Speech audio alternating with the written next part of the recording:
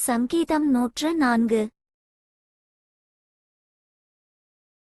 என் ஆத்துமாவே கர்த்தரை ஸ்தோத்திரி. என் தேவனாகிய கர்த்தாவே, நீர் மிகவும் பெரியவராயிருக்கிறீர், மகிமையையும் மகத்துவத்தையும் அணிந்து கொண்டிருக்கிறீர்.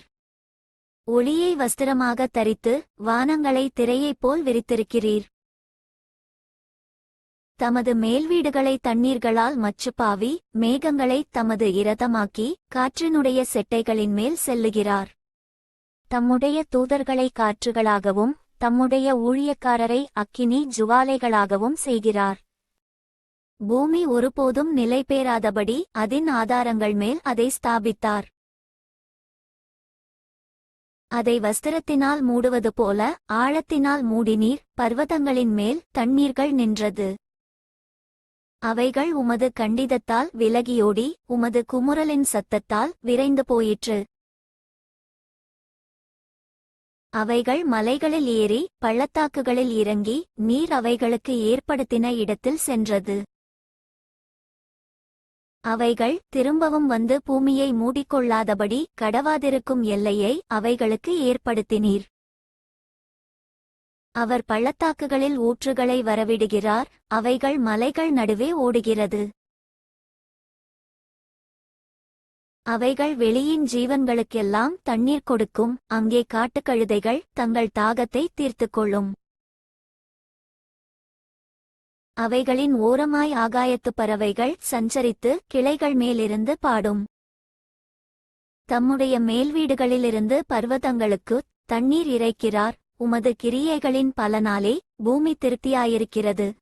பூமியிலிருந்து ஆகாரம் உண்டாகும்படி அவர் மிருகங்களுக்கு புல்லையும் மனுஷருக்கு உபயோகமான பயிர்வகைகளையும் முளைப்பிக்கிறார். மனுஷனுடைய இருதயத்தை மகிழ்ச்சியாக்கும் திராட்சரசத்தையும் அவனுக்கு முகக்களையை உண்டு பண்ணும் எண்ணெயையும் மனுஷனுடைய இருதயத்தை ஆதரிக்கும் ஆகாரத்தையும் விளைவிக்கிறார். கர்த்தருடைய விருட்சங்களும் அவர் நாட்டின லீபனோனின் கேதுருக்களும் சாரத்தினால் நிறைந்திருக்கும். அங்கே குருவிகள் கூடுகட்டும், தேவதாரு விருட்சங்கள் கொக்குகளின் குடியிருப்பு. உயர்ந்த பர்வதங்கள் வரையாடுகளுக்கும் கன்மலைகள் குழிமுசல்களுக்கும் அடைக்கலம். சந்திரனை காலக்குறிப்புகளுக்காக படைத்தார், சூரியன் தன் அஸ்தமனத்தை அறியும். நீர் இருளை கட்டளையிடுகிறீர், இராக்காலமாகும், அதிலே சகல காட்டு ஜீவன்களும் நடமாடும். பாலசிங்கங்கள் இரைக்காக கெர்ச்சித்து தேவனால் தங்களுக்கு ஆகாரம் கிடைக்கும்படி தேடும். சூரியன் உதிக்கையில் அவைகள் ஒதுங்கி தங்கள் தாபரங்களில் படுத்துக்கொள்ளும். அப்பொழுது மனுஷன் சாயங்காலமட்டும் தன் வேலைக்கும் தன் பண்ணைக்கும் புறப்படுகிறான். கர்த்தாவே, உமது கிரியைகள் எவ்வளவு திரளாயிருக்கிறது, அவைகளையெல்லாம் ஞானமாய் படைத்தீர். பூமி உம்முடைய பொருள்களினால் நிறைந்திருக்கிறது. பெரிதும் விஸ்தாரமுமான இந்தச் சமுத்திரமும் அப்படியே நிறைந்திருக்கிறது. அதிலே சஞ்சரிக்கும் சிறியவைகளும் பெரியவைகளுமான எண்ணிறந்த ஜீவன்கள் உண்டு. அதிலே கப்பல்கள் ஓடும், அதிலே விளையாடும்படி நீர் உண்டாக்கின திமிங்கிலங்களும் உண்டு. ஏற்ற வேளையில் ஆகாரத்தை தருவீர் என்று அவைகளெல்லாம் உம்மை நோக்கி காத்திருக்கும். நீர் கொடுக்க அவைகள் வாங்கிக் கொள்ளும். நீர் உம்முடைய கையை திறக்க அவைகள் நன்மையால் திருப்தியாகும்.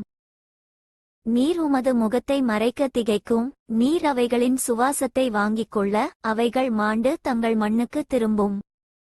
நீர் உம்முடைய ஆவியை அனுப்பும்போது அவைகள் சிருஷ்டிக்கப்படும். நீர் பூமியின் ரூபத்தையும் புதிதாக்குகிறீர். கர்த்தருடைய மகிமை என்றென்றைக்கும் விளங்கும். கர்த்தர் தம்முடைய கிரியைகளிலே மகிழுவார். அவர் பூமியை நோக்கிப் பார்க்க அது அதிரும். அவர் பர்வதங்களைத் தொட அவைகள் புகையும். நான் உயிரோடிருக்குமட்டும் என் கர்த்தரை பாடுவேன். நான் உள்ளளவும் என் தேவனை கீர்த்தனம் பண்ணுவேன்.